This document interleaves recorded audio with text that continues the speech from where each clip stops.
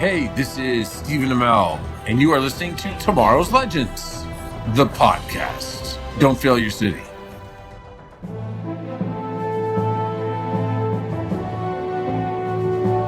When the danger becomes more than one hero can handle, when enemies rise beyond one city and threaten the entire world, a team must gather together to battle the odds. A team of extraordinary heroes. And that team will call themselves the Justice League.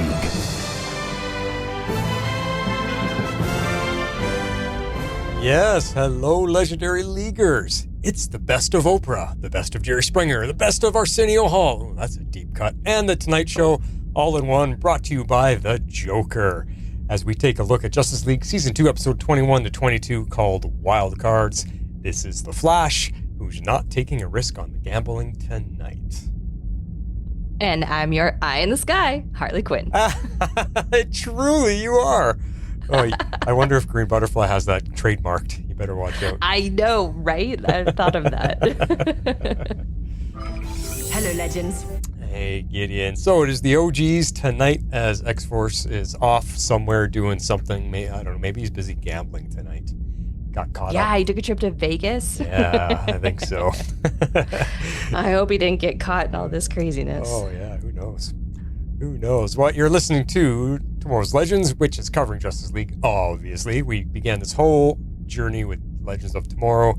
Then we moved into Stargirl, Superman and Lois, Jupiter's Legacy, the Tomorrow People, and then we also brought in some Marvel action with X-Men 97. And the Lanterns is coming, hopefully, in 2026. Hopefully. That's what they say. That's what they say.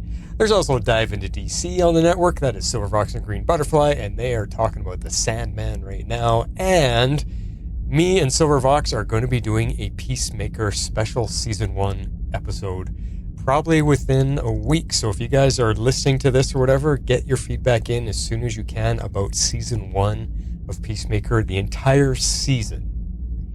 Because nice. we may be, I know John said Tuesday or Thursday, so I'm going to try to get notes done, and we'll possibly do it Tuesday night. So get your feedback in by then if you can. If you want to talk about Peacemaker Season 1. And then when we're done that, we're going to look at doing Season 2 probably. So Nice. yeah. And then The Mandalore is our Star Wars, covering all the Disney Plus Star Wars action, and I believe Star Wars Visions is what's next on the docket. I'm going to watch the episodes. I can't guarantee you that I'm going to cover them all because they've been just absolute garbage in my opinion, but that's just me, so we'll see what's out there, and we'll do some coverage on that. So check all of that stuff out. Let's get into our general impressions of the show. Meanwhile, at the Hall of Justice. Is it fun getting to see all the graphics live now, Harley, with this new way we've got it set up? Yes, it is. It is very fun. It is fun. Now you get to see what I get to see. I know. All right, let's kick it off with X-Force's rating. You did send us a voicemail for that.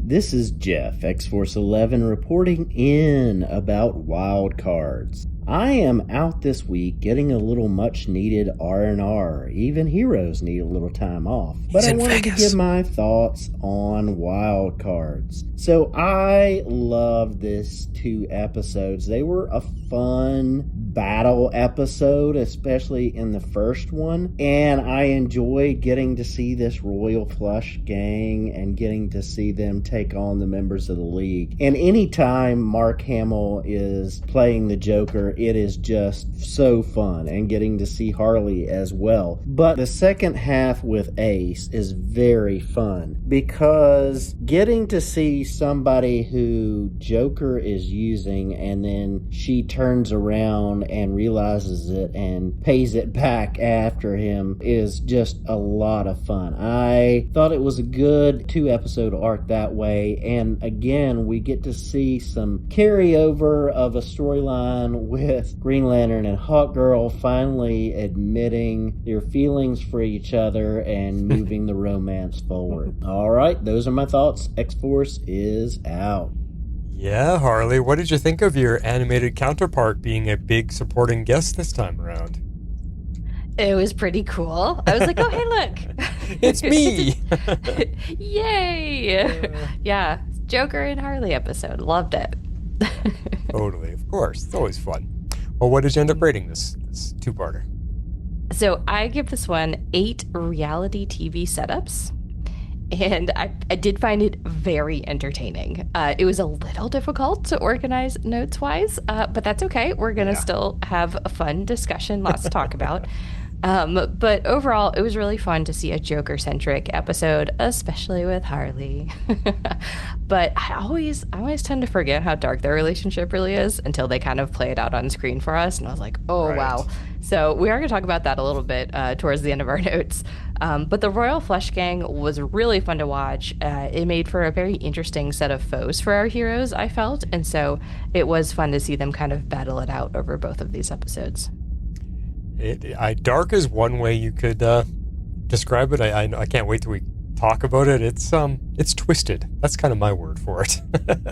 Twisted, toxic, abusive, all of the things. It is a mess. So yeah, we'll get to it. I'm also giving this one an 8 talk show takeovers. So talk about taking the late night talk show to the extreme just to get some ratings. When Joker is involved, chaos ensues, and he really lets loose this time around, unleashing his Royal Flush Gang on Vegas. I think it's always fun when the show visits real-world locations and seeing our heroes getting to interact within them. That's always so much fun. And, I mean, Vegas, like seeing the Flash and Superman in Vegas, it's just cool. Yeah. There wasn't really any story to this one. Nothing that pushes the overall league story forward, per se. Instead, it was just some fun havoc for our team to have to deal with. But besides, it doesn't always have to be about saving the world. And I think the Royal Flush Gang put up a pretty good fight against our heroes. So it just gave us a fun, silly, and all over the place Joker-style episode. And that's okay sometimes. Yeah, definitely. I think, and we'll talk about this, but I think what made it the most interesting was the constant, breaking of the fourth wall and, the Joker kind of saying lots of things that we would normally be saying. So yeah, we'll talk about and kind that of some. Talking to us as if we are watching a late night talk show. Exactly. He was hosting the episode for us. He was, yeah, which is kind of fascinating, but that's also what made it so difficult to take notes on because he was doing our job for us. Yeah. But as Jeff said, it's Mark Hamill, and I mean, he was just all over this episode, and we'll talk about that too, because so good to hear him. So good. All right, let's dive into the show as we get together. Gather together from the cosmic reaches of the universe. As we get it together. All right, guest voices this week. Obviously, Mark Hamill, we talked about. He is the one and only Joker. He is simply the best. I cannot imagine anybody else being the Joker. It has to be Mark Hamill now. I know. No, he is really great. I do always, I always love to hear him and see him, but oh my gosh, I love his Joker. He does such a great job. So fun. It's the perfect Joker. And if you ever imagine what Joker would be just by reading the comics, this is the voice you hear in your head. If it wasn't, it is now. Yeah, that's true. Yeah. You know what I mean? But no, it is so good. I do love it. Yeah. And of course you can't have Joker without Harley Quinn. Yeah. And so she was voiced by Arlene Sorkin from Days of Our Lives, and she's the OG voice of Harley, who was created by Bruce Timm for Batman the Animated Series, and then she crosses over into the comics. Yeah, I wonder how many people know about that she was actually created for the cartoon first. She never was a comic book character originally. Yeah, that's true. I know, obviously, but yeah, I think a lot of people, I don't know if they realize it or not, but that is, I think probably where I first saw Harley Quinn was Batman the Animated Series, although don't quiz me on it because probably I watched it when I was a kid, so I can't tell you much about it now. But yeah, it is surprising because you think with the history of Joker and Batman, you would think Harley was always part of that. So no. Do we need to fact check? Is that absolute 100% concrete? Because I feel like we need to fact check that. I don't know. It's just she's been so integral to the Joker story for so long that it's like, really? She was never in the comic books to begin with? That's crazy. Yeah, I don't know. I mean, we could fact check it. I don't know. Yeah. Or we could, put it out. I know a lot of our listeners are much better comic readers than either one of us are. So. Yeah, well, I was a Marvel reader, so it's kind of, I know the general history of DC. I don't know all the really intricate details. So Don't Yeah. don't get mad at us. We're covering all these DC shows, and I know some podcast listeners they tune out when they find out that their hosts aren't like the absolute know-it-all, encyclopedic, knowledgeable, people about whatever their topic is. But we're here because we're fans, not because we know everything. That's true. We're fans of this stuff. However, according to Reddit, Reddit backs it up. Google's AI overview, which take with a grain of salt, backs it up. She first appeared in Batman the Animated Series, The Joker's Favor, in 1992. Okay, well, she's risen to fame pretty quick from that, so it's cool. There you go. I know it's a little bit wild. A little bit wild. Yeah. All right. Well, we got the Royal Flush Gang. Lost my place in the notes. Yeah. Royal Flush Gang, who we had 5 brand new characters, all voiced by new people. So who do we got here? Yeah, so the Royal Flush Gang, they originally apparently appeared in Teen Titans in 2003.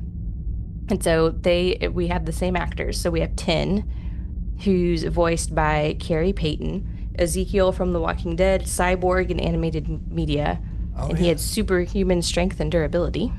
Well, and apparently he's as strong as Superman, which is kind of crazy, but... Yeah, that was pretty wild. They made that was a very big plot point, although I don't think I explicitly wrote it down, but that was kind of a big plot point. But here's the thing, is you nobody can really be as strong as Superman because he can get stronger and stronger the more sun's radiation he absorbs, so he doesn't really have a limit that we know of, so I'm sure this guy does have a limit. Yeah, and he probably has a limit to his strength, but I think the durability is what was keeping him in. Yeah, well, he's part of his power, he said he can't feel pain. Okay. Yeah. No pain. Sense. So you could beat on him all you want and it doesn't bother him. You can knock him out, but he doesn't hurt from it. Right. Yeah. Interesting. Which would be kind of cool. Can you imagine never feeling pain? That'd be kind of great. Yes and no. There's a reason that we feel pain, and it's to tell us stop. It is say you are doing something dumb, and you should not do that. Yeah. You should not touch that super hot pan. In everyday life, sure, but I think being a superhero, if you had to, like not feeling pain would be a great ability to have. Well, yeah, I guess, and this as long as it comes with some sort of like invulnerability, because otherwise that could kill you pretty quick. True. Just saying. All right. Well, next up we have Jack, voiced by Greg Sipes from Mutant Turtles series in the 2010s, Beast Boy in animated media, and Fast and the Furious, apparently. Oh, okay. Yeah. He has superhuman elasticity. He was the stretchy guy. Yeah, and we've seen that power set before. There's a few of them that have it, and I mean, Mr. Fantastic, Elastic Man. There's a couple out there that have it, so it can be versatile, but they gotta use it in the right way to make it impressive. Yeah, I feel like they were clever in their uses of it throughout this episode. They did. I mean, he wrapped Superman up pretty good, so yeah. All right, next up we have King, voiced by Scott Menville. He was Robin in animated media. Shot out super hot plasma bolts, usually focused through his cane, although it was also kind of through his hands too. Yeah, exactly. Yeah. But it seems to be what he had. It was just super hot plasma bolts, which is cool, but limited. Yeah, that's true. Yep. Queen, voiced by Tara Strong. We know Tara. She's a lot of people, but Raven in animated media, Harley Quinn, Bubbles, and then we just have the note, many other voices. Yeah. she does a lot. Yeah. Wasn't she in some of the Star Wars stuff too, in the Bad Batch? She's done a lot, yeah. And if you guys go back to our Facebook page, you'll see I posted a video a couple weeks ago about where I was in a this story's going to sound, I was in a hotel room with Tara Strong and I videotaped it. Yeah.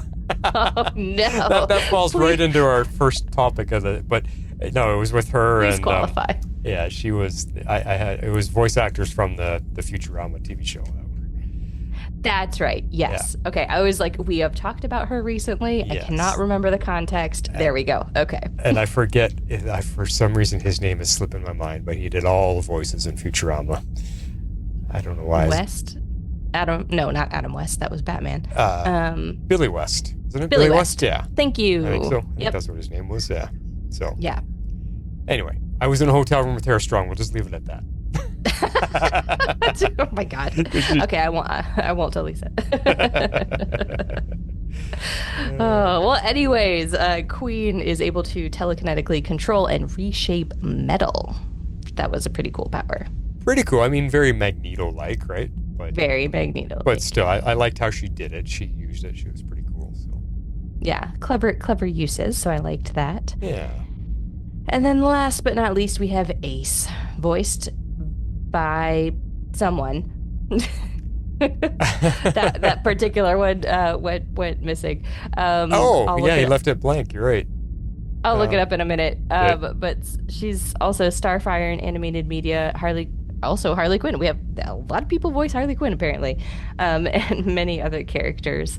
So she has vast mind-bending powers which enable her to drive anyone insane with a single look. That's pretty crazy. That is super crazy. I mean, yeah. Especially, the way they employed it in this episode. We'll talk about it. That's insane. So, but yeah, it is Billy West and Tara Strong. I just found the video on our Facebook page. So, yeah, that was the correct name. So, Hynden Walch. Oh, Probably was that Walch. Ace? Okay. Yes, that's who voiced Ace. Okay. There you go. All right. Well, let's dive into the episode. So, Joker is Wild is what you're going to call our first section here. I had to put this note in. This is the first thing I wrote because the opening seconds of this episode is nothing but sexual innuendo between Hawkgirl and Green Lantern. Yep. There's the romantic music playing, and all you see is this outdoor shot of the space station, of the tower. Right. And I could pull up the clip here and insert it in editing, but you basically hear her go, "Oh yeah, that's the spot," and he's like, "Really? Does it fit?" And she's like, "Yeah, I would know." I'm like, "Oh my God!" That's it, right there. No, it's not. I think I would know. Really? How can you not be any more blunt about it than that? I expected by the time the camera went into the station, we would be in a bedroom scene. That's what you're expecting. I'm sure it just goes right over kids' heads. They have no idea what's going on there. But wow, 100%. But oh my gosh, it was funny listening to it, because when I'm listening to it, I was like, wait, am I hearing what I'm hearing? But then you reenacting it. Oh, I'm dying. Yeah. I'm dying. That was awesome. Just seriously, that's the adult humor they're throwing in for us. But boy, oh boy. Yeah, they really went for some adult humor and themes this episode. I will say. Yes, they did. So very, very dark. Very definitely not one I would want to be watching with my kids. That's for sure. Whew. But after that, we sort of get the setup. We learn that Joker has planted a bomb that only the Justice League can stop. He's presenting this play-by-play on live TV, as you do, because he wanted to have his own version of a reality TV show, as we kind of made fun of in our little opening clip here. And his whole goal is just to keep the Justice League so busy because he wants maximum viewership. Why, do you ask? We'll get to that later. We will find out eventually, but at this point in the episode, it's just Joker being Joker. He loves attention.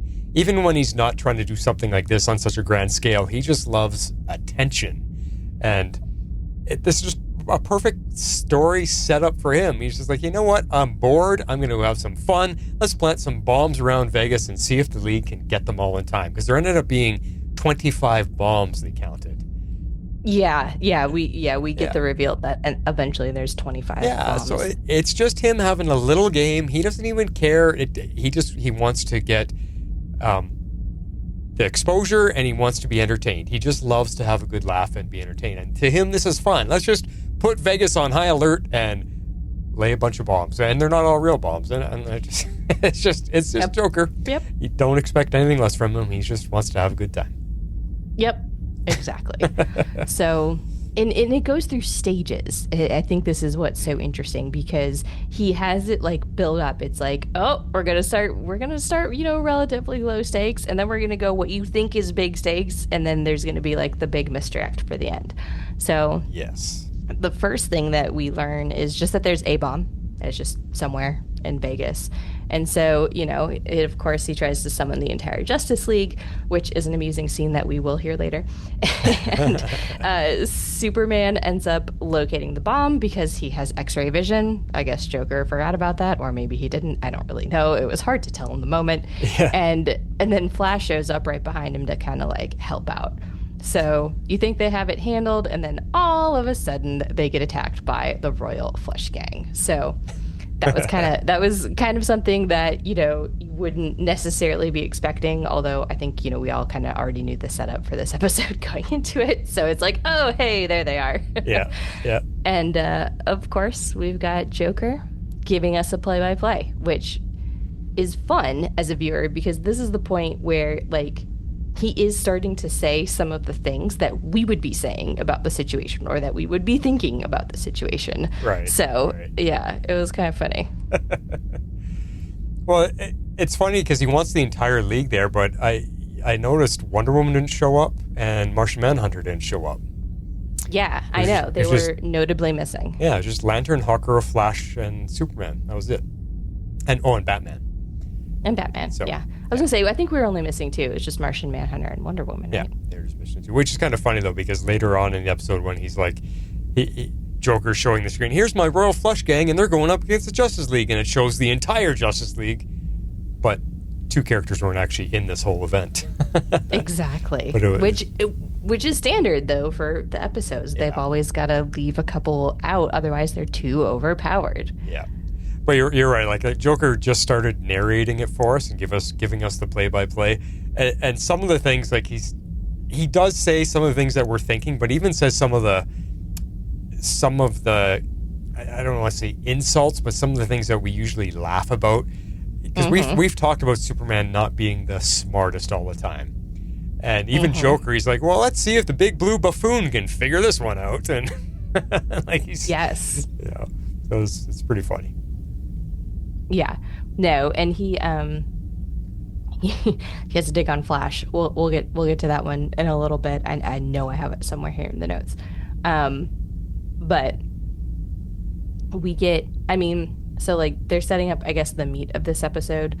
So the entire you see the entire Justice League show up. At first, it's just Batman, and then it's just Superman and Flash trying to disarm this bomb, and then they're all having this like giant showdown with the Royal Flush Gang, which was a lot of fun because they kind of take them by surprise, and then like kind of like one by one you have people starting to come in, and then it becomes a little bit more of an even battle, right, which sets up the rest of the episode. And it surprised me because in the beginning, like you said, the full gang shows up and it's just Superman and Flash at that moment. Yeah. And they actually struggled dealing with them. Like the Royal Flush Gang. Yeah. Because he hits Superman from behind. They didn't even know they're there yet. And exactly. King blasts them with a bolt and sends Superman flying. And then, Flash has trouble. The two of them just couldn't handle all five of the gang. And that was a little bit surprising. But then Green Lantern and Hawkgirl fly in and they end up helping out. And then Batman's in there. But it's a pretty good, even toe-to-toe fight. Yeah, it and that I think is what was interesting about it, is because it did feel very even once we had all the players on the field, or I guess, pieces on the chessboard, or I can't think of a good Vegas analogy, but all the cards on the table. There you go. All the cards on the table. I got there. So yeah, once we have all the cards are on the table. Anyways, it was a little bit more even, which made it more interesting. It of course gives Batman time to try and disarm the bomb. And this is where we get our reveal that it's not just one bomb, it's 25 bombs, because, he's Of course, trying to disarm it, it ends up speeding up the thing, and then we find out the bomb is fake because the only thing that explodes is confetti and a jack-in-the-box. Typical Joker stuff.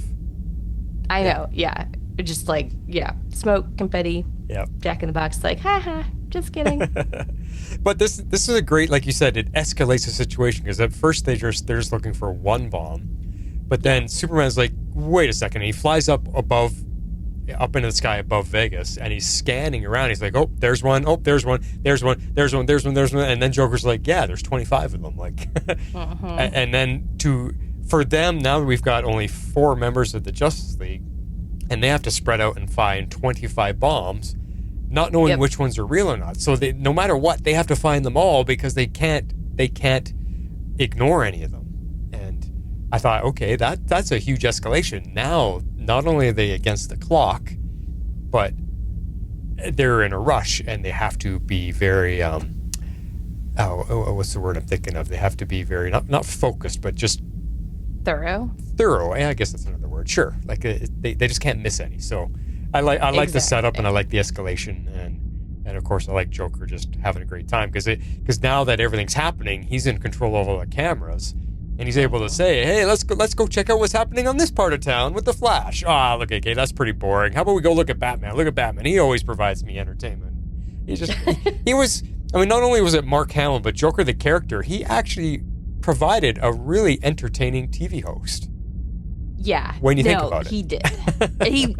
he really did in his like, twisted way, which, he does kind of state that because he's set up this whole thing. It's like, yeah, what's real? What's fake? I don't know. He doesn't even really care. It's just the entertainment factor. I mean, really what he's doing is just buying time to keep the Justice League on the screen as long as possible. So because he wants to keep the ratings up and and it's like we've seen in other ideas. Like I think of the movies The Running Man and Starship Troopers where the action and the violence and everything was televised. Yeah. And it happens in real life. Like people tend to tune in to the craziest, darkest stuff that like if you look at our world right now, that the shock value of everything is just going up and up and up. How much more can they try to shock you? Because people have this dark, I'm stuck for words. Morbid. They have this morbid curiosity about really bad stuff. And that's what people tune into. I know. And then it's bad though, because the more you kind of like scratch that itch, and I'm like, I'm like just as guilty because I love true crime as much as the next person. But it's like the more you kind of tune into it, the more you kind of almost get like desensitized to it. I tend to listen to like true crime podcasts because a lot of times like watching it is a little bit like too much for me. But I feel like if you are like really steeped in all of that and you're watching it all the time or even like listening to it all the time, you do kind of get a little desensitized to some things, which I don't necessarily think is a good thing. So getting desensitized to it also means like in order to shock you more, they have to outdo themselves and go even farther across the line. But not only that, but because people have this morbid curiosity and you start tuning in, whether it's on Facebook or TikTok or YouTube or whatever, they're tracking all of that. And you're basically proving exactly what they're doing. Hey, let's give them some crazy crap. And millions of people tune in and you're proving to them exactly what they're trying to sell. Hey, people like this dark stuff. Let's keep giving it to them. And you keep feeding the industry. And there's been other movies about it too, or even other episodes of TV where, someone will videotape themselves killing something and they get millions of views and there are people on there, hurt that thing and da-da, whatever. And there'll be like live comments. And then they're like, okay, well, this is popular. All right, now what if I kill 3 things on TV? What if I do this? What if I get a young kid and hurt that? Like, it just keeps escalating and people keep tuning in and you're feeding this dark curiosity and feeding. It's a really deep hole that never ends. It'll just continue to get worse. And it makes me fear for society and whatever. And this, I mean, bringing it back to the episode, this episode just really highlights that. It does. It does. It actually, that brought a scene from the Batman to mind for me.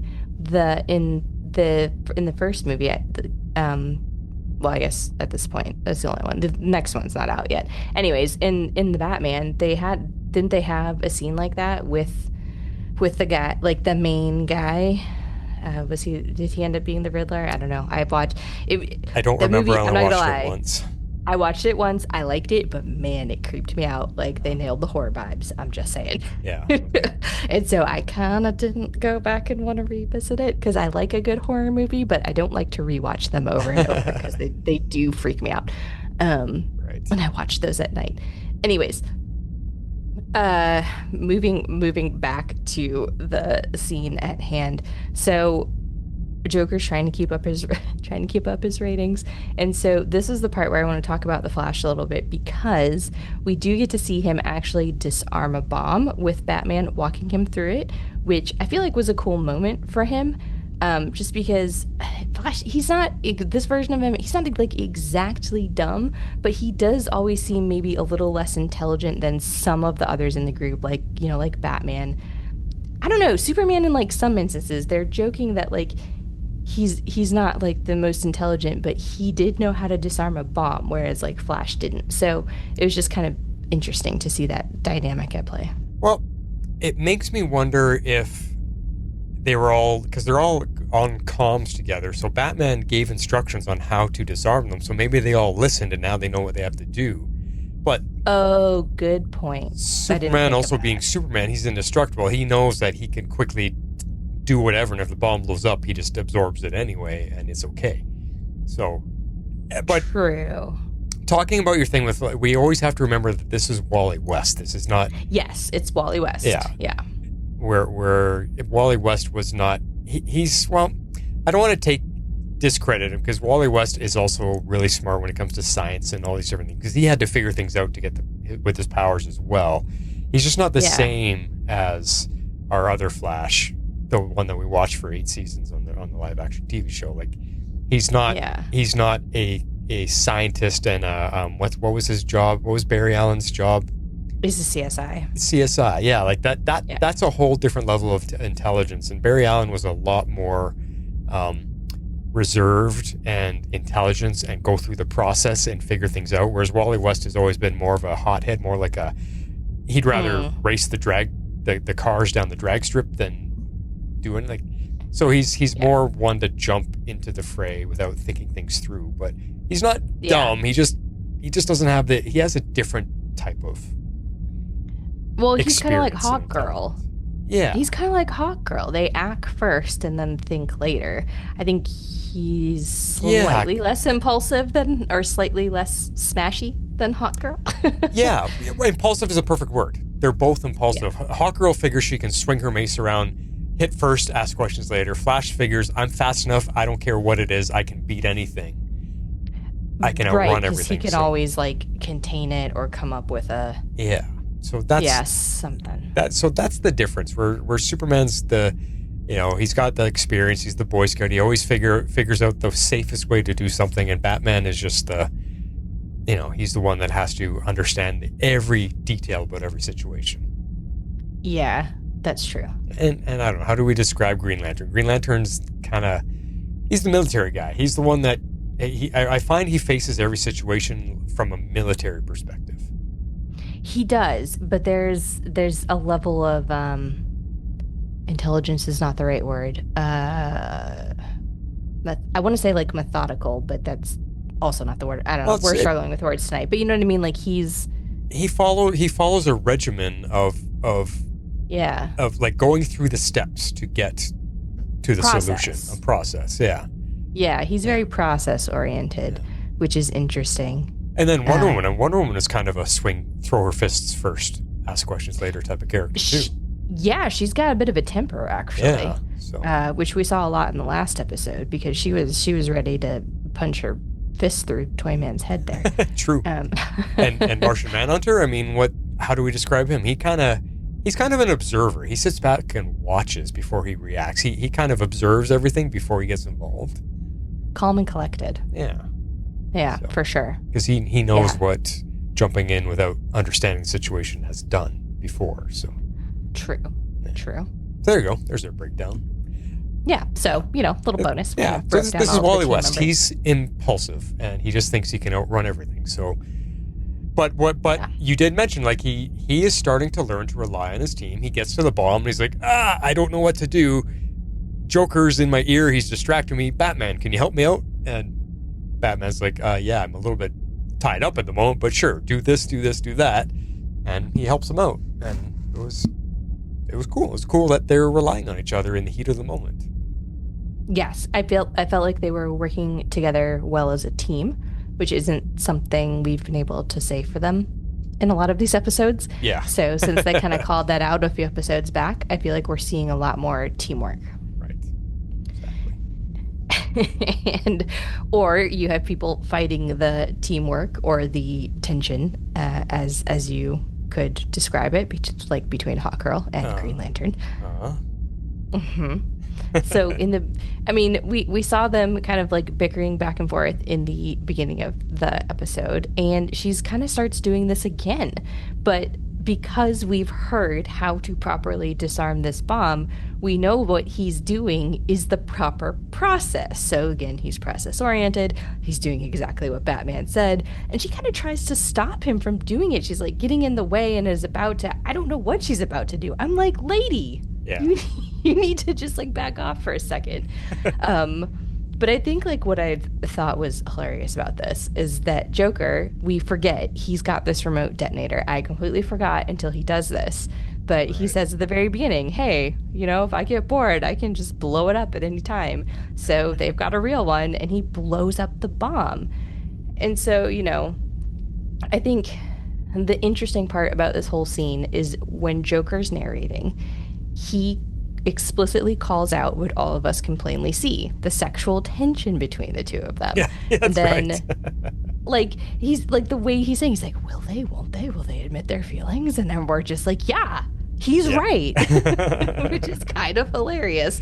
So that's why in a lot of ways it does feel a bit like he's breaking that fourth wall. Like he's talking to us, he's involving us in the thing, he's saying what what we're saying to our TV screen probably like week after week. So yeah it's pretty funny. But that whole, because when he detonates the bomb, there's a moment there where Lantern realizes the bomb's about to blow, and he turns around and he blasts Hawkgirl with his ring and sends her flying out of the casino to save her so that he can absorb all the damage and she doesn't get hurt. Even though they're sitting there bickering, he realized he had a moment to react and he saves her. But because he saves her, he wasn't able to put the protection around himself, and he gets caught in the explosion. And he's also buried under all the rubble too. Yes, which we find out is actually very problematic when he doesn't, save himself, because he has no other superpowers other than his green light. So if he's not shielded, he's in trouble. So in the end, Hawkgirl has to end up saving him. So well, and it's they both save each other. It's an emotional moment because we know their feelings are starting to reveal for each other. Yeah. When she turns around and saw what happened, I mean, she's immediately like, oh my God, Lantern, John, where are you? And she's got tears in her eyes and she's digging through the rubble trying to find him. And I don't know if you have this in the notes, but the moment, what I found pretty powerful is when she does dig him out, he's unconscious and he's not even breathing. Right. And she's panicking, like, oh my God, John, what, come back to me. And she starts doing resuscitation. She's doing chest palpitations. Nothing's working. And then you see her think, oh, my mace. And she lays her mace gently on his chest, and she just fires up the electricity of it just slightly to give him basically like mimics shock paddles, whatever you call those things, the shock paddles. And she resuscitates him. She brings him back. It jolts him back to life. And he's like, whoa, like, holy cow. And she's got tears in her eyes, like, I thought I lost you. It was a pretty powerful scene. I mean, but again, quick thinking on her feet. That mace is really versatile. It's come in handy a few times. Yeah, that's true. It is very versatile. I was like, oh man, I wasn't thinking that's where she was going to go with it, but it made a lot of sense. I was like, oh yeah, you can shock him. Good, yay. Yeah. I was like, obviously they're not going to kill Green Lantern, but it was a very tense moment in a lot of ways. So we had like the sexual tension, and then we had the, is he going to die? Is she going to die? Like, what's going to happen? And so, ultimately she did get him out of there. Well, and we also had the moment too. She was about to tell him her feelings when all of that happened, and here he is, unconscious and possibly dead, and she starts to tell him things, and I find it's always funny that the fear of loss and sometimes the loss brings everything to the surface. Yeah. And in that moment, she thought she could possibly be losing him. She's like, I never got the chance to tell you how I really felt. Which is pretty cool. And he later on, he's like, tell me what? What do you mean? I know, yeah. So they do pay it off, which is good. I liked, this was like a little like mini arc. You kind of had the stuff in the beginning. This is the middle bit, and then we'll have the stuff at the very end. So I did like that they put that storyline throughout this episode. Sure. And we'll come back to the end there when we talk about the two of them. Yes, that's true. Okay. Well, before we delve into the origin of Royal Flush, was there any other moments from kind of like the initial big battle that you wanted to call out? We didn't really talk about Batman stuff, but I have some more on him when we get to the Ace part. Okay. But, I think the only one note I had scribbled down was there's a moment during the big fight. I can't remember if it's the first fight or the second fight, but I'll just bring it up here anyway. When they're struggling beating this Royal Flush gang, there's a moment where 10 gets a hold of Flash, and he's got Flash up against the pillar, and he's just like, ba-boom, ba-boom, ba-boom. And I'm like, holy crap. If he's as strong as Superman, and he's got Flash by the throat, like, the Flash could be done there. Like, there's a moment where if you get someone who's super strong who traps the Flash, his speed's not going to save him there. Because Flash is only invulnerable when he's running and he's got the Speed Force around him. But when you've got him trapped up against the wall, grabbing him by the throat, a couple good punches to the face by somebody as strong as Superman is going to do him in. And he was getting punched. He was getting boom, boom, and a punch to the stomach. Like, he was picking on him pretty good, and or I should say, beating on him pretty good. So Flash was in trouble as well for a moment there. Yeah, I mean, I think there were points where most of them were. I mean, maybe not exactly Superman. I don't think he was ever in trouble, like in danger, but he definitely was going toe-to-toe with 10 for a while. Right. So yeah, and I guess we'll talk about it as we talk about the Royal Flush gang. I just wanted to put that moment in there. There's I mean, we could just move into it right now, because there was 10 did stand toe-to-toe with Superman for quite a while, and they were trading blows, throwing each other back and forth, and there was a moment, but this is when we realized you're not as strong as Superman, because he's sitting there, he's like, beating his chest, like, I can hang out with you and beat you up, no problem. I'm going to win this fight. And Superman's like, yeah, not so fast, pal. Boom! And uppercut sends him up to the sky, and he sends him flying up so far that he has time to disarm a bomb before the guy falls back down, which I thought was kind of funny. Yeah. I thought that was pretty funny too. And that's kind of where, like, what I was thinking of when we were talking about him earlier, saying like he could kind of hang in there, but the minute to your point, the minute Superman was like charged up or energized enough, he's like, okay, I'm not gonna hold back anymore, and he like sent the dude flying so that he had enough time to do what he needed to do. So it's pretty funny. And I mean, Flash got his revenge on, I think it was King. He wrapped him up in something. Yeah. I remember he got him all wrapped up, and and the elastic guy. Which one was the elastic one again? That was Jack. Jack had his few moments where he had them wrapped up, and was there was a good fight between him and Batman where because he can stretch, he was keeping Batman at bay, like 50 feet away from him, and he's just he's punching Batman. Batman can't get close to him because he's got this long reach. And I thought, okay, this is really cool. I like how this Royal Flush gang is able to use their abilities to fight the Justice League one-on-one and be able to hang with them, like be able to stand up to them. It's not an easy fight for the League, and that was great. Yeah. It was just, there was a lot of little moments like that were really, really great. And then what's her name, the Queen, with her metal bending abilities. I mean, she was just like Magneto. She's I like when she was running through the casino and she's emptying all of the slot machines and firing the coins. I mean, coins being sent at a high speed are just as good as bullets. And she pummeled Flash, she pummeled Superman. She hit a few of them with those the coin projectiles. And, you know, she did great. And she melted some of the metal and she's wrapping it up. Like, I don't know. I was impressed. I thought this Royal Flush Gang, because I know our feedbackers, our three guys, they've complained like, oh, here we go. Here's another group of bad guys. What are they going to do? I think this Royal Flush Gang really showed us right from the beginning that they earned some respect. They deserve some respect too. They're not that easy. They're not pushovers. Yeah, no, I agree. And I think it helps that they all kind of have meta abilities as well. So we do get... Glad you brought that up. Yeah. Yeah, so we get kind of like a little interlude with them. I'm going to call this Building a Royal Flush. Although, I mean, Jeff helped me with some of the titles. Anyways, so we get to go to the flashback and see where they all came from. So we've got like these 5 kids. They've all got meta abilities. Of course, they're taken to a secret government facility and they're being studied on to understand their powers and all that kind of stuff. You know, very typical for comic book stories, very typical for a genre type of stuff. So they've got special abilities. They're misunderstood. They're given to the government to control and study. Nothing can go wrong, can it?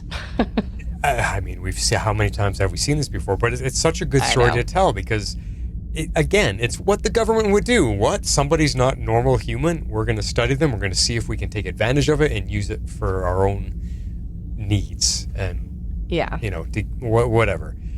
And like you've said so many times, you love a good origin story, and I thought this was still pretty good. These 5 separate... And the thing is, I thought maybe they would be brothers and sisters, but they're not. They're 5 completely different people from all around the country, and the government's just grabbed them and brought them all together, and they were all trained and abused and experimented on at the same time together, which in a sense kind of built a bond between them inadvertently. Yeah. To help them be a team. And what I like the origin. What I wish they had have explained though is, where did they go from the government having control over them to Joker now being their leader? Because they were working for the Joker here. Joker's like, this is my gang. Here they are. Yep. They didn't explain that part of it. How did Joker get a hold of them, and why are they following him and doing what he asks?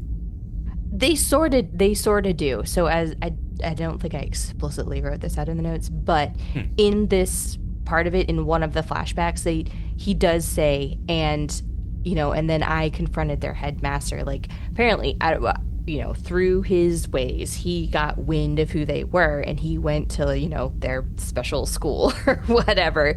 Not their school, but, like the government facility. Because there was a brief scene where he, like, confronts that, like, headmaster kind of guy. Like, he's still referring to it as a school. He calls him a headmaster. And then when he kind of, like, liberates them and then he, like, trains them a bit, then that's when they become a bit more devoted to him and, like, willing to work with him, because he gives them costumes, he gives them different names, he, kind of gives them a purpose, he gives them freedom, that kind of stuff. So that's why they're following him. But I think it was a very quick scene, but there was a scene in there. Right. So he kind of gave them a little bit more. He gave them identities, which maybe they didn't have. Yeah. I feel like he gave them a different identity and a different purpose. Kind of shared what he was trying to do. So, I mean, throughout all of this, we do see their abilities in a little bit more detail. I mean, we were clearly seeing it throughout the episode, but they were a little bit more explicit in, like, what each of their powers were and did, except for Worse. Yeah, so they explained it a little bit more, just because I guess they needed a little bit more depth to the episode. Well, yeah, but it's good though. I like when they do that. I don't like when a villain just shows up and you're like, who is like? I love origin stories. It builds character depth so we understand them. But this gave us a little bit more. Why would this team be following the Joker? Well, guess what? The government experimented on them for 15, 20 years because they were all stolen when they were kids. Yeah. So they've got a chip on their shoulder, and now somebody's helped them gain their freedom, and they're going to follow him. And I like it. I think it makes sense, and it helped us understand each person's abilities a little bit more. And I just thought it was fun. It was just pretty cool to see where they came from. But what I found entertaining was when Joker was telling us the story, and he's like, Jack is this, and number 10 is this, and blah blah blah. But when he again with the sexual innuendo, when he gets to Queen, the camera starts on her crotch area, and there's a clover from the deck of cards, the club, I should say, is right over her little, area down there between her legs. And even Joker's like, well, now we have Queen. Oh, and then the camera pans up to show the rest of her body. I'm like, wow, guys. Yeah. Even Joker went, like, he knows what we're looking at. Yeah, it was pretty blatant there. I was like, wow, okay, they are not holding back in this episode. And why would you place the symbol of the club right in that spot? Why? You know why. You know why. But and you know why they chose clubs. Anyways. It's a kid's cartoon. It's just, it's so funny. I don't know. I mean, they really sexualized her, and it was even the way she moved, the way she talked, everything was very, very sexualized with her. Mm-hmm. Yes, it was. Just hear Joker. Well, not much catches him off guard, and even that got him. So. Yeah, that's true. Yeah. But. I mean, that's, I guess, what everyone was thinking. I don't know. Anyways, though, there were definitely some moments, that's for sure. But I did, it was good to see more about their abilities, more about their backstory. It did flesh them out a little bit.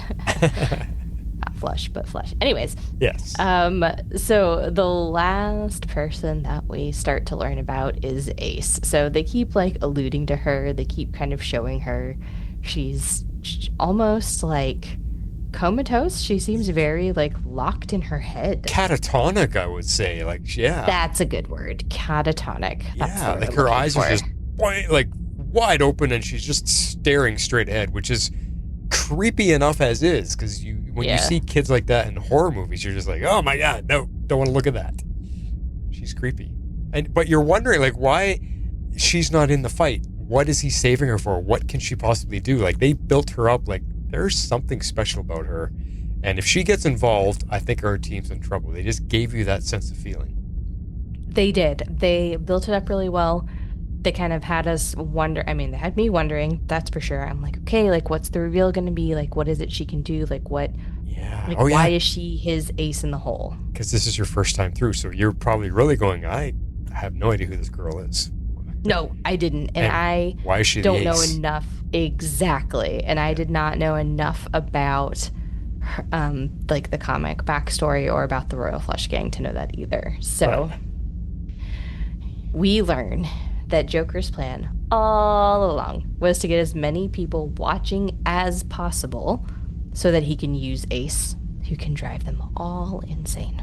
That's his master plan. That's the final step. All you have to do is make eye contact with her. Just see her eyes, whether it's in person or over a big screen. Doesn't matter. If you look into her eyes when she's using her power, you're caught.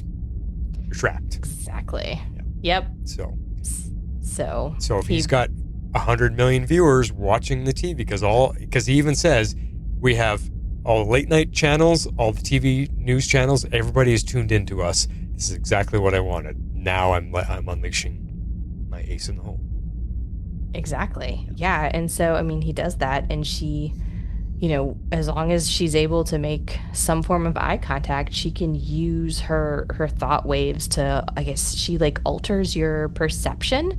And then, we see Like everyone is kind of like tuned into it. They're like mesmerized, a bit hypnotized by it and like by her powers. Yeah. I mean, so she is incredibly powerful, and we get to start to see and experience some of like the different things that people experience as a result of her powers. Like we see some guy, like one guy like melts, another person has rats all over him. Like you just see all of these different things that are happening to people. Yeah, like what it's almost like she brings their fears out too, because yeah, that's what it's felt like. I mean, she even gets a hold of her leg. Like we see Superman and Flash standing there going, "We must get to the fight. We must get to the..." Like she's already got them entranced. And we see Batman spiraling out of control, like he's being flushed down a toilet.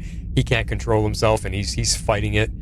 And what was Superman? He was starting to get hit. I can't remember what each character was starting to fear, but you're right.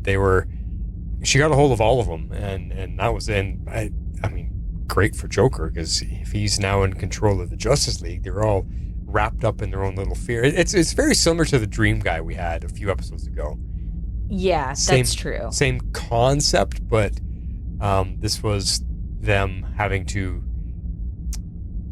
They had to fight their way through it. Like if they could just control it, just focus away from what she's making them think about. Which is what we see Batman do. Batman was able to control his mind enough to stay sane a little bit. Yeah, and so he's interesting because he doesn't get affected right away because he wasn't watching any of the feeds, I guess.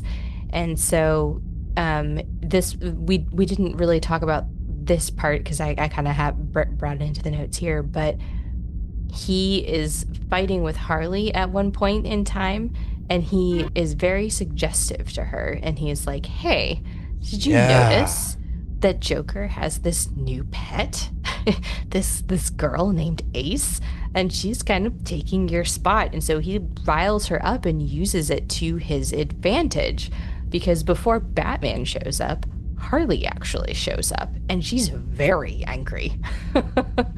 Very angry. Yeah.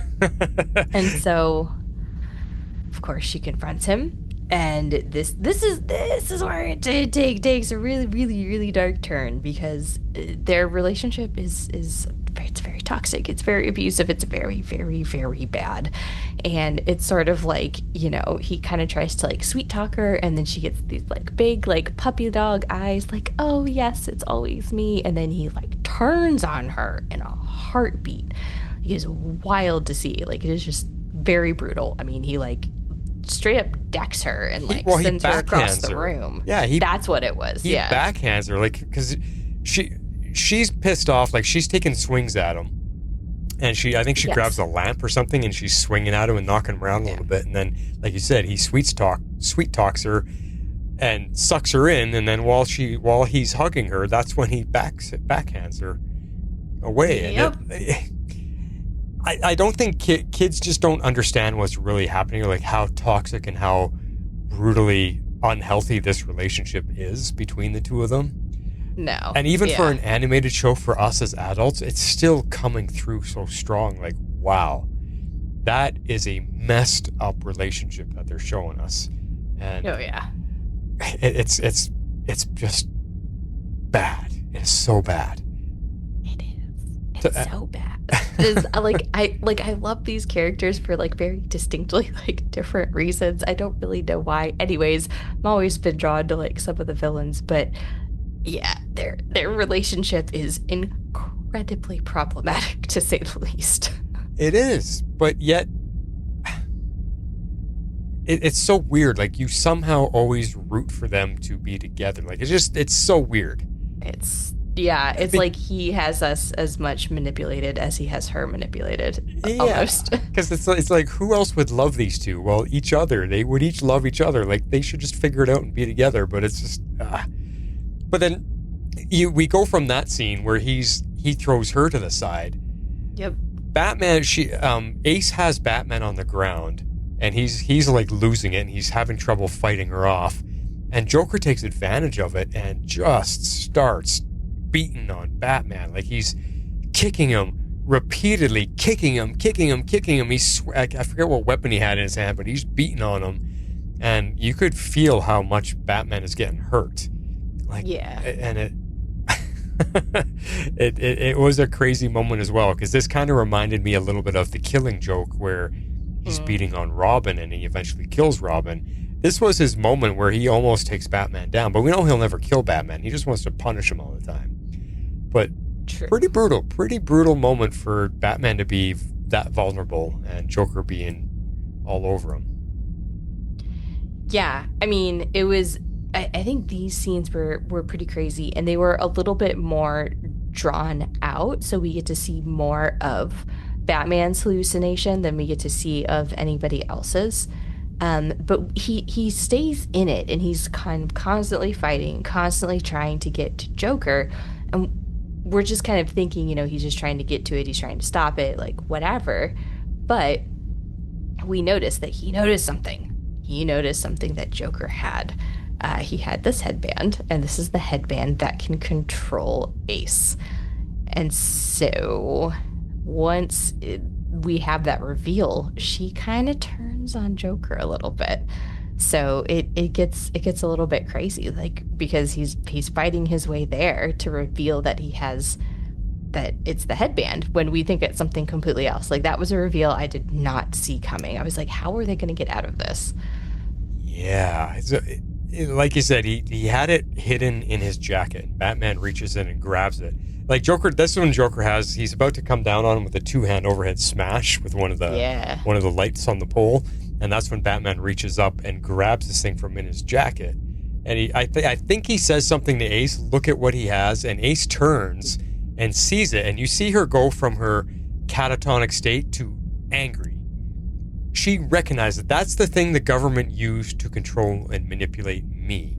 Because if we go back a few moments, we see her origin story as well. Like Joker gives us the entire origin of her, and we're gonna hear that a little bit later. But she's just a baby. She's like 2 years old when they take her. Yeah, because she's this tiny little thing. So she's grown up to maybe she's 14 now or whatever. But all she knows is that they used that headband to control her and manipulate her. And as soon as she sees that Joker had it in his possession too, she realized that he's not someone she can trust, and that pissed her off.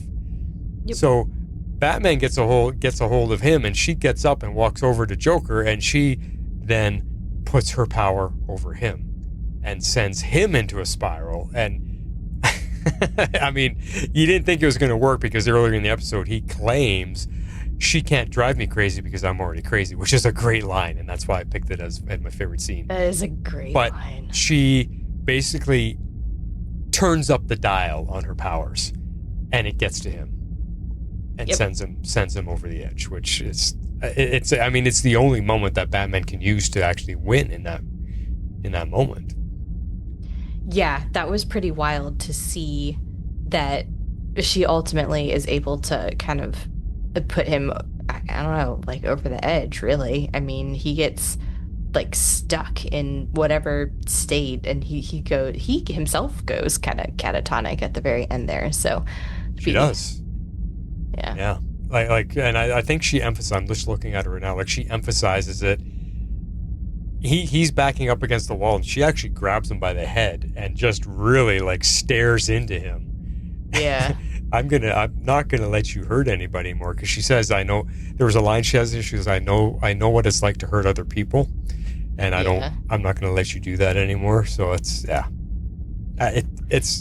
a moment, it's a powerful moment between the two of them. She's breaking free of the control over her, because once she sends him off into his catatonic state, she walks away, and we see him laying on the ground drooling, and she walks away, and even though Batman calls out to her, like, stop, I can help you, she's like, I'm taking my own freedom, and walks away. And we have no idea what happens to her. Like, she gets away, basically.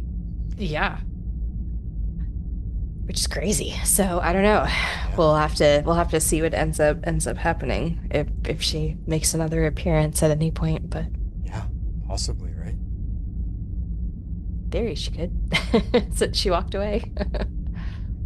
The doors are open for her to return. Oh my gosh. Yeah, it was crazy stuff. But when that ends, I mean, that's pretty much the end of the Royal Flush Gang. The other guys are caught. Ace is out on her own. Then it transitions to the Watchtower. And John is in bed healing, and Hawkgirl is on the phone, and she's talking about... I don't know who she's talking to, but she's sharing what happened. Yeah, the shock of the detonation, it stopped his heart, but I'm going to stay with him, and I'll take care of him. And this is when he... Oh, she's talking to Batman. That's who she's talking about. Oh, that's right. She is talking to Batman. Yeah. And they have a little bit of a...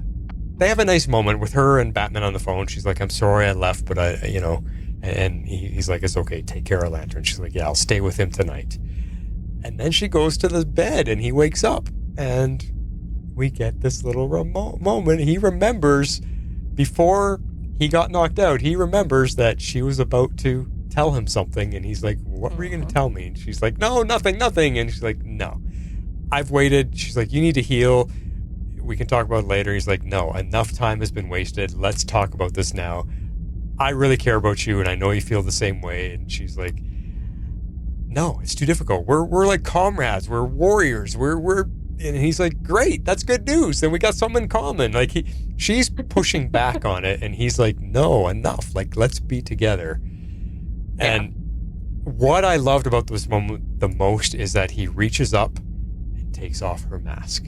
And for the first time in this series, we're on episode 22 of season 2. Hawkgirl is revealed to us, and it's a great moment. We see exactly how absolutely beautiful she is. And I mean, and what's great about the moment is Lantern fell in love with her without ever really seeing what she looks like. And when he takes the mask off and he sees how beautiful she is, you just see his face light up. Like, he's so happy.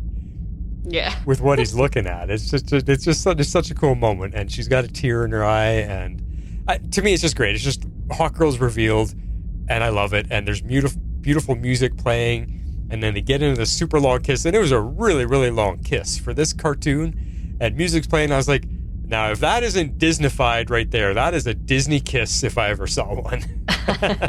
Yes, it is. But what did you think of that moment? Like, I just went through the whole scene. What did you think of this whole moment of them revealing their feelings and him unmasking her? Is this the first time for you to get to see her? It is. And I mean, I knew this moment was coming in some ways. I mean, you and Jeff have both, talked about them and like their relationship, and you've also hinted that we do get to see her at some point without the mask off. And I'm like, okay, this has to be the moment. I still really enjoyed it. Like, I loved the reveal. I thought it was very cool the way it was done. And so it was a good moment. I mean, we got the payoff. Like, they'd been building up all of this tension like throughout the entire episode. So we do finally get the payoff there. They don't continue it on, so that's nice. Right. And I like that they finally let her. Normally you say, you like let down your hair, but she took off her mask. So I like that. But her hair did kind of fall all around her face, and it was very sexy and beautiful. And I mean, that's what I mean. They really heightened the moment to reveal to John just how beautiful she is. And that's why he smiles and he's like, oh my God, I got to kiss this woman. And he does. And he does. There we go. Yeah.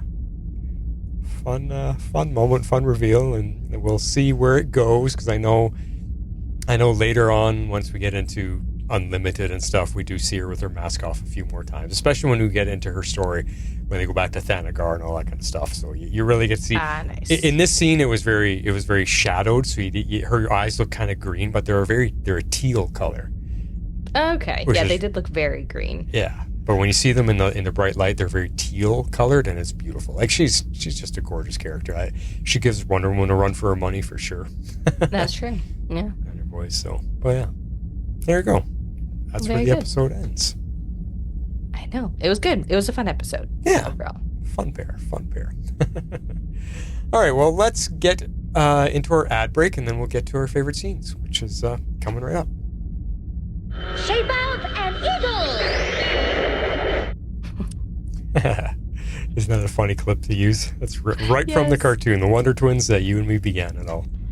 I know. It just makes me laugh. Shape of an eagle. You know what I should have on here to show you, but I don't. I have the form. I should have the form of water. But I don't. I don't think I have the clip in here. But you've heard it enough. Every time Flash is disgruntled, that's when we hear that one. Oh my gosh, I know. That's funny. All right, favorite scenes. You're up first. I am up first because this made me giggle, and so I really just enjoyed it. I chose a scene called Fashion Disasters, and this is all about Mark Hamill as the Joker. This is him being introduced, and he just goes off on everything. He's ripping into things, ripping into the heroes. He's just having a grand old time.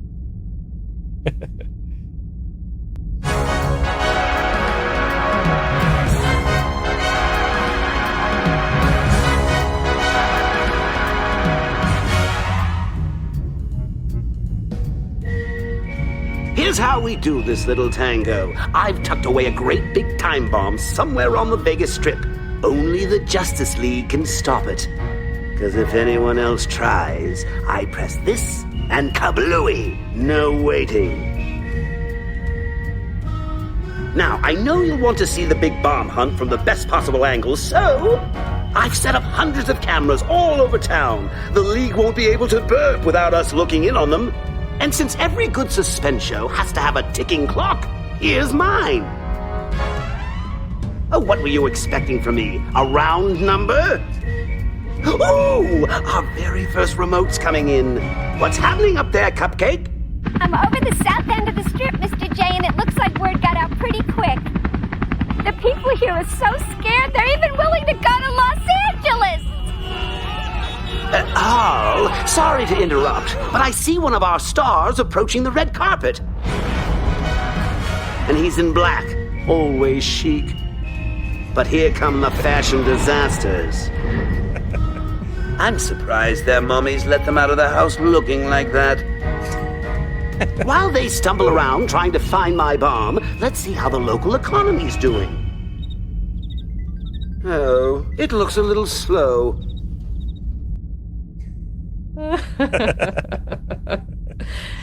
I'm surprised their moms let them out like that. I know. I was like, oh, this is so funny. It lays out his plan.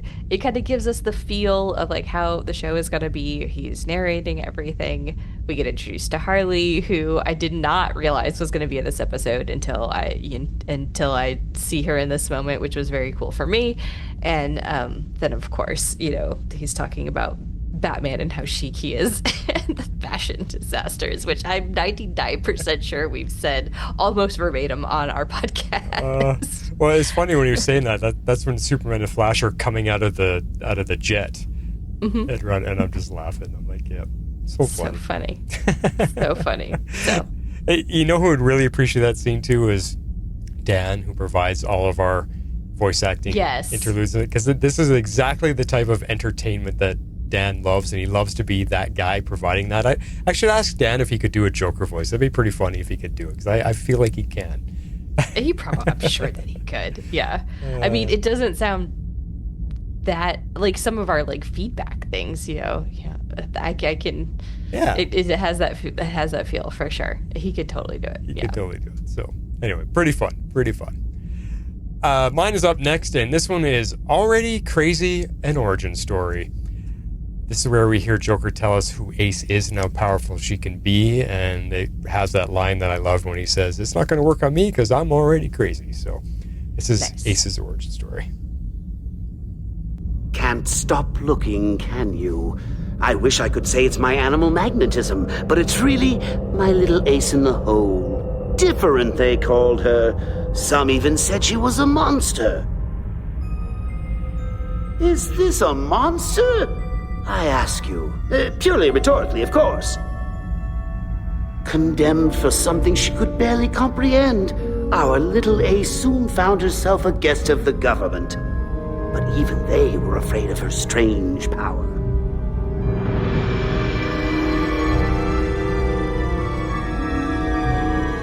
Fortunately for them, their nasty little headband made her as harmless as a drowned kitten. My poor, poor Acey. All your life, people have been recoiling in fear from you. Oh, can I relate? Maybe that's why I'm the only one who's never been scared of you. You see, Ace can send out thought waves that alter perception. But enough with the jargon. She can make you crazy just by looking at you.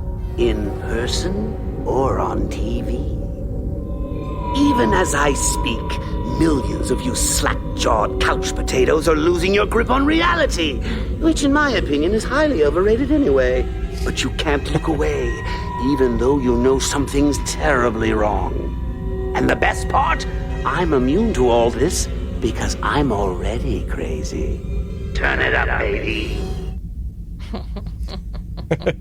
See? I'm So already good. crazy. Yeah. So good. Again, good origin story. Yeah. Pretty sad story for Ace. So who knows what she ends up doing with herself now that she's free, but I know. yeah. I mean, it's Mark Hamill. This was his episode. We had to have a couple clips of the two of them, so. Oh yeah, 100%. I mean, I mean, he's like most of the episode, so it was it's impossible not to. I wonder if he gets tired, if his voice gets tired from doing the Joker voice. Because I know I heard when I do Mick, that's hard. I can only do Mick for a couple minutes and I'm done. I wonder if he gets tired with Joker. I mean, maybe it's probably like a, like anything else, like a muscle. Like you build it, and the more you train with it, the stronger it gets. I don't know. All right, well, X-Force is going to wrap it up with, of course, the mush at the end. He fell for it. He fell for the romance. Oh, yeah. Here's the reveal of Hawk Girl and the ensuing, mush.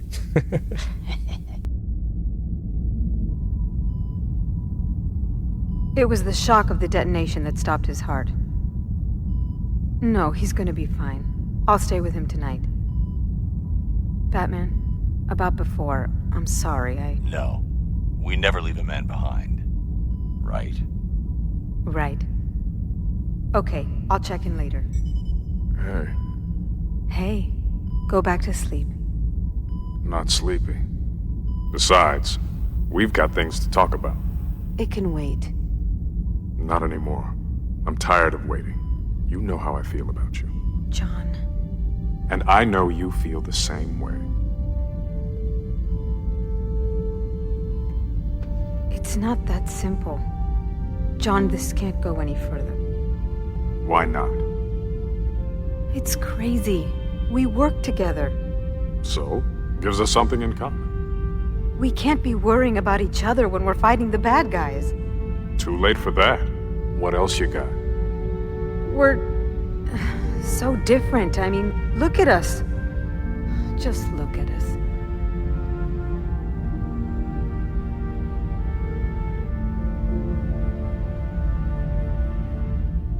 I see a man and a woman.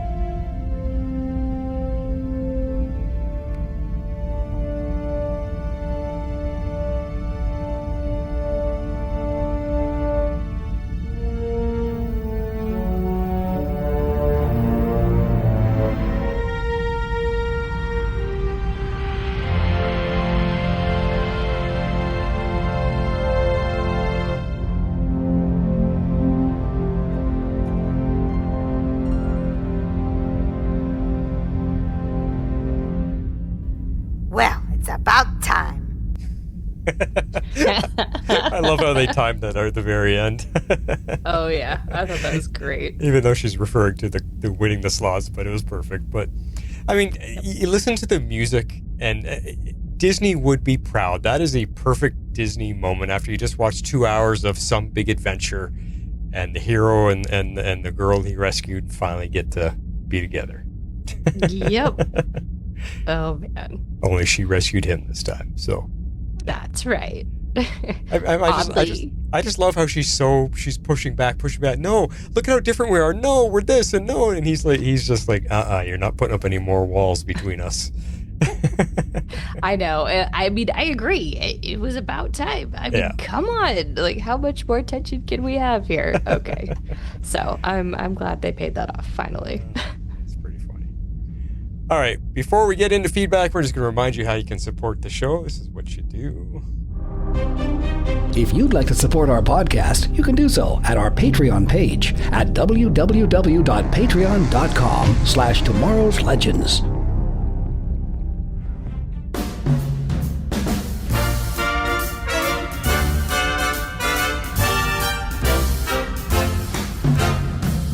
Don't hide all night and day and wish that you could have your say. The time is now for you to take the floor. Top up your drink and find your nerve. Get the attention that you deserve. But keep it quick, we've no patience for a bore. Ladies and gentlemen, it's your chance to step up into the spotlight and tell us what you think. Here they are, ready to listen to your feedback or show you the door. The Flash, Harley Quinn, and X-Force 11.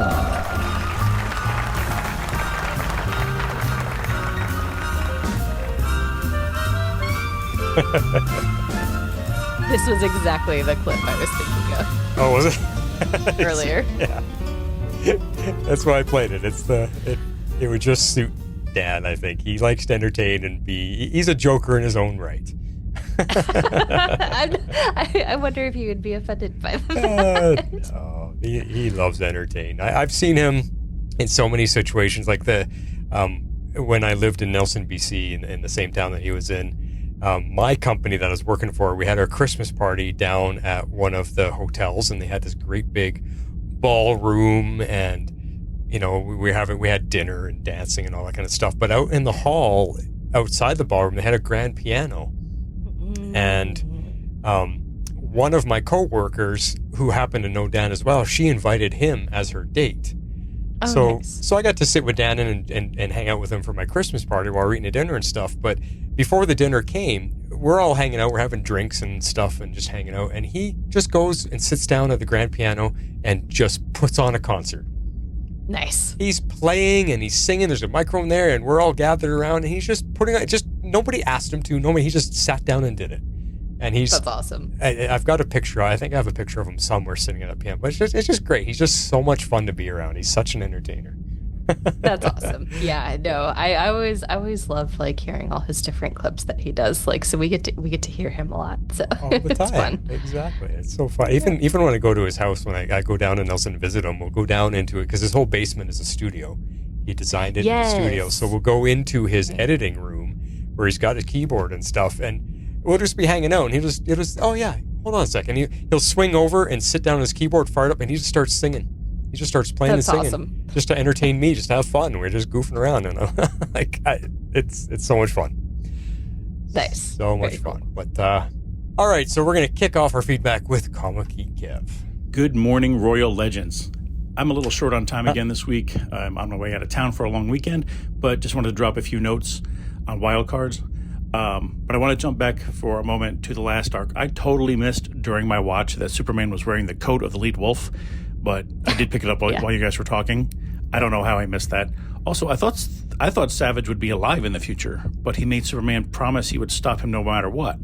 So is that suggesting that Superman and the League killed him? It sounded like maybe that's what you guys thought, or maybe I misunderstood, but that he faded away because he's no longer amongst the living. I just thought he would be somewhere else in the future. I thought he was completely immortal, like he couldn't die as opposed to just not aging. We saw him survive a massive blast in that arc with Wonder Woman and the Princess. I guess I don't really know his whole deal on this particular show. And I had questioned how much time had passed for Superman versus the League, but Savage had to send him back to a certain point in time to be able to stop him. So that makes sense that the League had experienced a different passage of time than Superman had. So, duh. And I love these time travel stories, so you'd think I would have figured that one out all on my own before. Anyway, on to this story arc. This was another winner. The writing overall was great, and the writing for the Joker was amazing. Flash gets a chance to shine a little bit. We see some actual movement on the GL Hot Girl blossoming romance, and Harley turns on the Joker. The countdown clock was a nice gimmick, and it was pretty accurate to the show running time. I didn't pay attention to what would have been commercial breaks, but it was pretty cool. Yeah. Very effective in letting us know how long the team has to find the bombs, and the use of the various TV screens was really well done throughout also. The DC Universe Vegas there, the animated Universe Vegas, is pretty interesting. Very colorful, lots of references to actual Vegas spots like New York, the volcano, the Luxor, some really good stuff there. And the running gag with the old lady at the slot machine was kind of tropey, but it was funny, and I'm happy for her that she won in the end. Yeah. There are some cool fight scenes between the League and the gang. Once again, Macy saves the day for GL. Speaking of GL, okay, so Hot Girl's hesitation when John tries to remove her headpiece suggests that she hasn't taken that thing off in all the time she's been with the League, at least not around the League, which is a little strange to me. I know Batman hasn't either, but he's Batman. He has a secret identity. He's not Batman full-time. Does Hot Girl have a secret identity? I don't think so. Where does she live? On the Watchtower? Does she have an apartment somewhere? Does she do something in her off-League time? What does she do when she's not with the League? I mean, I guess we could ask those things of all of them, since the show really is about the League and not the individual character and their personal lives. Anyway, the hesitation with the headpiece, maybe it was just a show of her being vulnerable in the idea that she would have feelings for him, and she is not used to being vulnerable. So even taking it that way, it's a nice little scene. But suddenly John's eyes are no longer green, which kind of refutes the explanation we were given a couple weeks ago about it being the Green Lantern energy in his blood. And Hot Girl's eyes are now green. Taking off her headpiece changed the color of her eyes. It's just an interesting visual switch. I don't know what to make of it besides it's a cartoon. It was just really interesting. And her lack of helmet hair is impressive. That must be a Thanagarian power thing, because the way her little curls just drop down, yeah. Voice cast notables this week. The Royal Flush Gang was voiced by the same cast that did the Teen Titans show, which was coming out around this time. I think it was right around this time. And that's very cool. And of course, Mark Hamill and Arlene Sorkin as Joker and Harley. You got to have the classics in there. I'm giving this one 9.5 out of 10 Vegas Vacations. Just a really great entry that finally gives us the Hot Girl GL romance that we all knew was coming. Pretty much everything about this was spot on. Just a great, great entry into the series. Until next time, this is Comic Geek Kev, turning the page. Wow. High reverence for this episode. Good. Yeah. So I got some answers for you, Kev. Hawk Girl is based in Midway City, which is located in Michigan. That's where she spends her personal time. Interesting. Yeah. Cool. Midway City in Michigan. And she also has been known to go to Hawk Valley, which I'm not sure. Let me just check that for a second.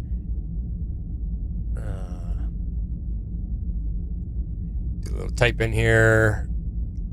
Oh, Hawk Valley is an immense gorge located on the outskirts of Midway City. So she also hangs out there. But Midway City is her home. That's where she's based from. So any personal time that she may be taking, she's probably there. And she doesn't take her mask off in front of the League.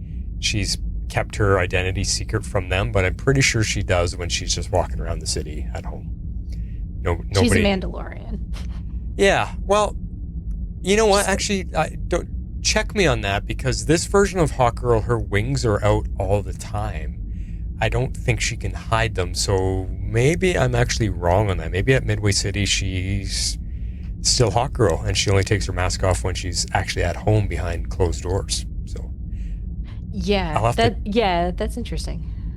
I'll have to dig a little deeper about that, but for sure. And then some other thoughts.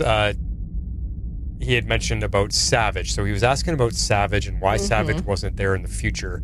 It's because that the version that faded away was the version of him that had lived those thousands of years up to that point. So when Superman goes back in time to stop him, that version of Savage that we saw no longer exists. So there'll be a new version of Savage that is going to be alive somewhere else in that timeline when we get there. But the point being that because Superman goes back in time to stop him, the version that we got no longer exists. So it's now going to be a different Savage. And that's what we talked about in the show. It'd be interesting to find out if Superman then does go see him and talk to him and say, hey, look this is the version of you that learned a lot of lessons thousands of years from now. Maybe you should try to be like that a little bit earlier on so that the Earth does not be destroyed. Yeah, so that he doesn't do it again in a different time period. So yeah, I mean, that's it. it's a new timeline. That's why he faded away. It was very Back to the Future. Very Back to the Future, exactly. And then, like you made the joke at yourself. They're time travel. That's why time passed differently. Like time was passing at the same amount, same speed, but because they have time travel, they just went back to the point where they began, and that's why it seemed like time had passed. Again, exactly. Time travel stuff. And then Timey, the old lady, wibbly wobbly. Exactly. And we never did talk about the old lady. She was actually a comical joke throughout these entire 2 episodes, where even though the Vegas was falling apart, she didn't care. She wanted to stay there and keep gambling and win her winnings. Such a trope. It's so true to life. You go to these casinos, you see the little old ladies who used to be with like their buckets of coins. I think now it's all digital. It's not nearly as tactile and rewarding, but that's how they're spending their time. I mean, you even see it in the casinos here. Even though Calgary's not known as a gambling city, there's still people that are. But I remember talking to somebody one time, and it's just they're like, I'm 85 years old. I've got all this money. What am I going to do with it? I might as well just spend it and have some fun. And if I get a huge payout, I'll give it to my kids or my grandkids or whatever. Like they're just looking for some entertainment in their older age and something to do with the money that they've saved up. So, I mean, my husband's grandmother, when she was still alive, that's what she did. Yeah. She was the little old lady at the casinos. She would, I don't know if she set herself a budget or if her like his uncles, like her sons, someone at some point set her a budget so she wasn't literally blowing through her entire like life savings. But that was like her thing. That was what she did.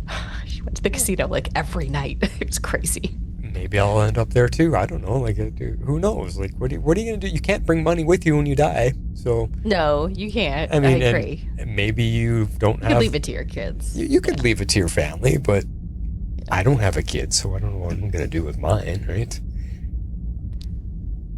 True, but but you've got people. I don't know. I have people. I know. I'm just. It's just stuff that's always in the back of my mind. Like, what am I? I mean, I don't even have a lot of money anyway. I'm not a rich person, so I might not even have anything left to leave anyway because I'm enjoying my life for me as I'm living it. I'm not saving money to leave behind. I'm spending. Yeah. I'm having fun. I mean, you only live once, right? Yeah. Exactly. So, anyway, Hawk Girl is from Midway City. Good little bit of info there. Let's get to an email from Perry White. What does he have to say? Hey, League of Legends, Perry here, and I need you all to say it with me. It's about frickin' time. I mean, isn't that how we all felt when John and Shiera had their first kiss? Yes. Yes, it is.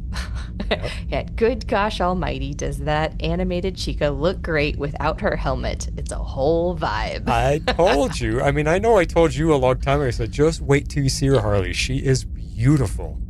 Yes, I agree. I think for a cartoon character, she was quite striking. I loved it. Yeah. Outside of that moment, I thought the episode was fine. I'm always game for a good Joker creates anarchy just for the hell of it storyline. And Teen Titans is probably my favorite DC cartoon, so hearing the Titans voice the Royal Flush Gang was fun.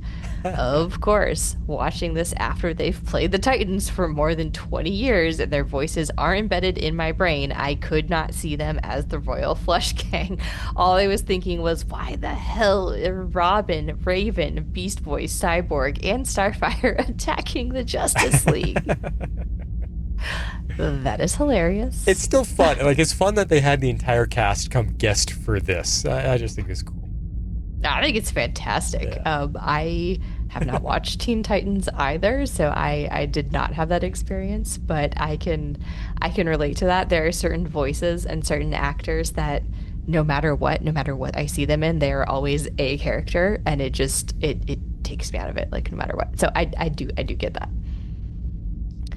The only downside of this episode has nothing to do with the episode itself. Without spoiling anything, the Royal Flush Gang appears in one of the best episodes of Justice League Unlimited, and it overshadows anything they could have done here. Ooh, fascinating. Ooh, there you go. Something to look forward to.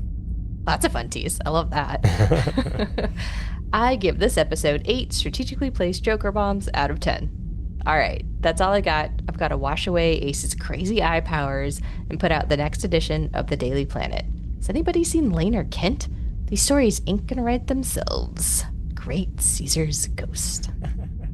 I think Perry would be proud on how you give him voice to his emails. I try really hard. He has sent us so many voicemails that I really tried to read it as close to him as I can. Because I know like his cadence and his inflection really well, so I do try. That's why I have you read them. It's fun. Oh, thanks. I do like doing it. It's fun. Awesome stuff, Perry. Next up is Dad L.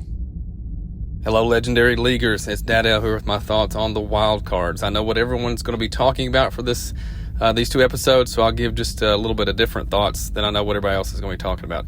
Let's talk about Batman for a minute. I kind of like seeing Batman kind of meeting his match. I forget which wild card that one was, the stretchy one, but he looked like he was really hurting there, like he was pretty much losing the fight. So that's, I think, something that we rarely see out of Batman and the writing for Batman. So I thought that was a refreshing change of pace. Of course, Batman being non-powered should struggle at times, and so I like seeing that. And then also related to Batman, it seemed like he was ready just to let Jon Stewart go. He was trying to call Hawkgirl back. He admitted he was wrong at the end. No, we don't leave anybody behind, but I just thought those 2 points for him were interesting. And then I thought, the voices for the Royal Flush Gang sounded familiar, but then I realized there was the Teen Titans voice actor. So I thought that was a neat touch. I assume you all did some research. Do you know, had Teen Titans started at this point, or was this kind of their introduction, and then they did these actors? Was this these actors' introduction, then they did Teen Titans? And then Hot Girl's Mace, boy, that thing can do it all. Can resuscitate someone, shock their heart back in the beating. I thought they were going to do like a mouth-to-mouth kind of thing, in that scene, but they didn't do that. I guess they were saving the kiss for the end. Overall, good, solid story arc. The one thing that bothers me sometimes, these show creators, they do some kind of perverted things sometimes, which was kind of off-putting. But in the end, I'm going to give this episode 9 days that you can get rid of a bomb. Dad L is father of Krypton. So we did a quick search for you while you were talking. Teen Titans started in 2003. Yeah, and this would have been 2002 when these episodes aired, or was it 2003? 2000. Yeah, because this started in 2001. Actually, I have it right here. 2002, episode 21. Wild Cards aired December of 2003. I was going to say 2003. This was after they were already the Teen Titans, because Teen Titans premiered July of 2003. Okay. There you go. So they were just in the, I guess, on the payroll. And they just used them for fun. Yeah. At some point, we should, did we talk about exploring Teen Titans, or did we just talk about Young Justice? Young Justice is all we were going. We haven't talked about Teen Titans. Allie here used to watch it. It's a much younger audience type of cartoon. Is it? Okay. Yeah, it's a little bit, I don't think I could sit through it now. Fair enough. I mean, my kids like Teen Titans Go, which is very for kids. Oh, maybe that's what I'm thinking of. That might be the one you're thinking of. I'll have to look at it. We got 2 more seasons of Unlimited, and we got 5 seasons of Young Justice. So Teen Titans will be possibly down the road. Maybe. We'll see. Anyway, yeah. Awesome stuff, Dad L. Yeah, that is it. That's it for Feedbackers. Excellent as always. If you'd like to join the show. If you would like to be a part of the show, you can send in your feedback to tomorrowslegendspodcast@gmail.com. You can also reach us on Twitter @tomorrowslegends. We'd love you to join our Facebook page at facebook.com/groups/tomorrowslegends and become part of the community.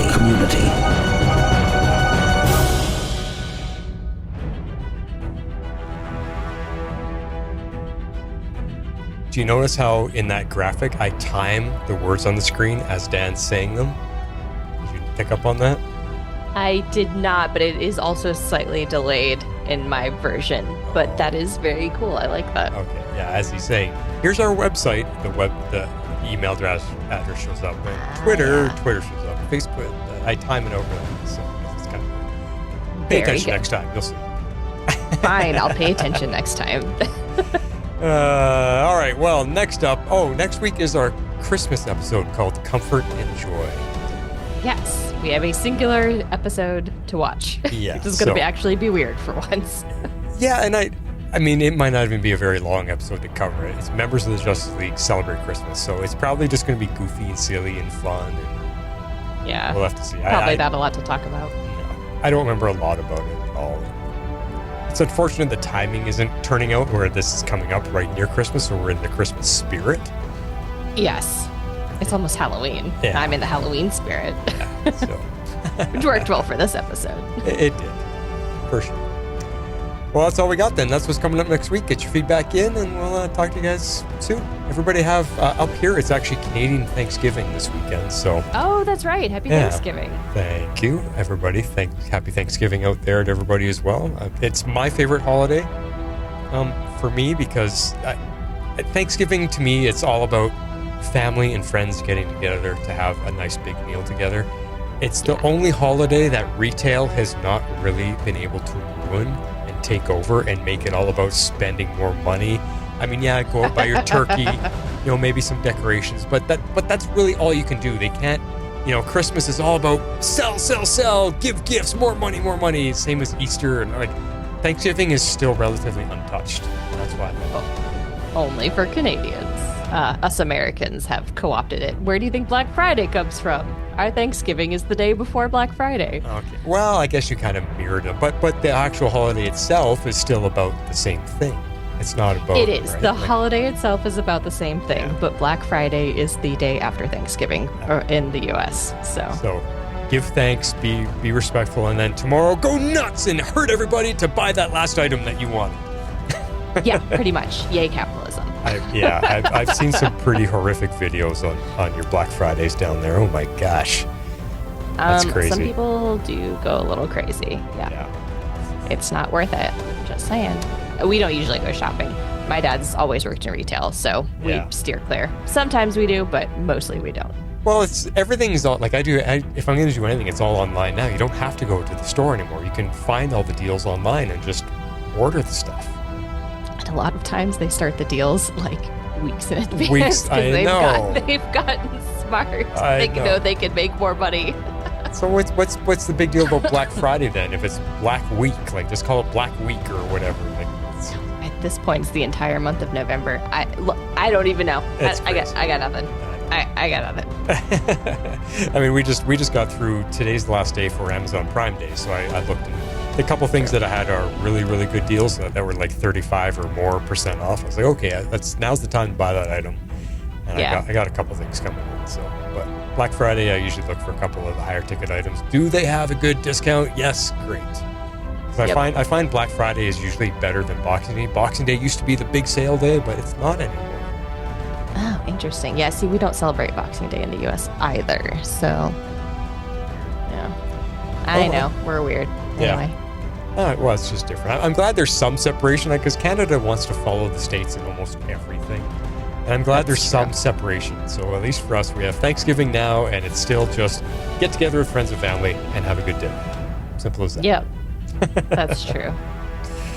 Anyway, on that note, everybody, like I said, happy Canadian Thanksgiving to all of you guys out there. I'm very grateful and thankful for all of you sticking with us all this time. So The Flash, signing off. And this is Harley Quinn. I'm out.